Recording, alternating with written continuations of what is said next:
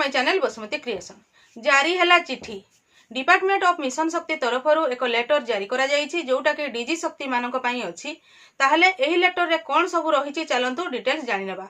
जदि आपण वीडियो को स्किप करि जिवे ताहले किछि छाडी जिवे जोटा कि आपण मानक पई निहाती आवश्यक थिबो से सब जिंस जानि परिबे नाही। तेनु आपण माने वीडियो को स्किप न करी शेष पर्यंत देखंतु। चैनल टी को प्रथम थर पई देखुतिले सब्सक्राइब कर नियंतु एवं पाखरे थिबा घंटी चिन्हटी को टिपी ऑल बटन को प्रेस कर दियंतु। ताहले आपण माने मोर आगामी वीडियो रो नोटिफिकेशन ठीक समय रे पाई परिबे।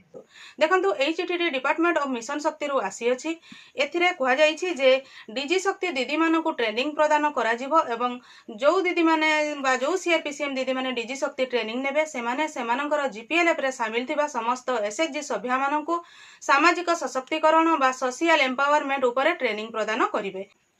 जो ट्रेनिंग पाई महिला माने किभली भाबरे सामाजिक सशक्तिकरण हेई परिवे से विषय रे सेही डीजी शक्ति दीदी मानकु ट्रेनिंग प्रदान करा जिवो। ताहार विशेष एसओपी प्रस्तुत हेछि। सेही एसओपी अनुसार डीजी शक्ति दीदी माने ट्रेनिंग नेबे। ताहले प्रति जीपी रे 3 जण डीजी शक्ति दीदी को चयन करा जायछि। जो 3 जण को निया जायछि से माने होचंती सेही जीपीएलएफ रो सीआरपीसीएम। प्रति जीपीएलएफ रो 3 जण सीआरपीसीएम दीदी मानकु डीजी शक्ति भाबरे चयन करा जायछि एवं से मानकु डिस्ट्रिक्ट लेवल रे तांकर जहाँ सब सेशन रही एवं एसओपी रे जहाँ विवरणी रही से हिसाब रे सेमानकु ट्रेनिंग प्रदान करा जिवो। सेमाने ट्रेनिंग पाइले सारला परे सेमानकु डीजी शक्ति लर्नर बोली कहा जिवो। ताहले सेही डीजी शक्ति लर्नर दीदी माने आसी निज निज जीपीएलएफ रे शामिल थिबा समस्त एसएचजी सभ्य मानकु सोशल एम्पावरमेंट उपरे ट्रेनिंग प्रदान करिवे। डिस्ट्रिक्ट रे डीजी शक्ति रो ट्रेनिंग को मिशन शक्ति रो स्टाफ माने मॉनिटरिंग करिवे। ताहले एहा थिला डीजी शक्ति उपरे कहिले एथि लेटर रु जणा पडिला जे प्रति जीपीएलएफ रे 3 जण को डीजी शक्ति भाबरे चयन करा जिवो। जो माने कि सेही जीपीएलएफ रो सीआरपीसीएम होइथिबे से माने डिस्ट्रिक्ट लेवल रे ट्रेनिंग पाइबे एवं से माने सेही ट्रेनिंग पाइ सारला परे निज निज जीपीएलएफ रे समस्त महिला मानकु सामाजिक सशक्तिकरण उपरे ट्रेनिंग प्रदान करिवे।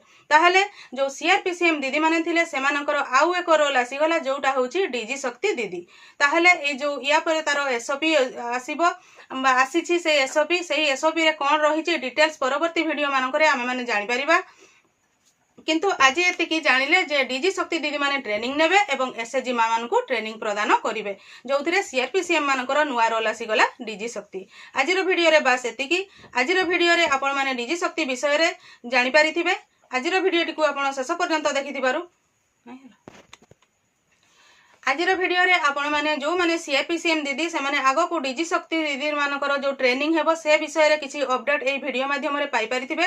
एही परि किछि इन्फॉर्मेशन बा नुआ नुआ इन्फॉर्मेशन पाइबा पई आपण माने मो चैनल रो वीडियो गुडी को रेगुलर देखुतांतु।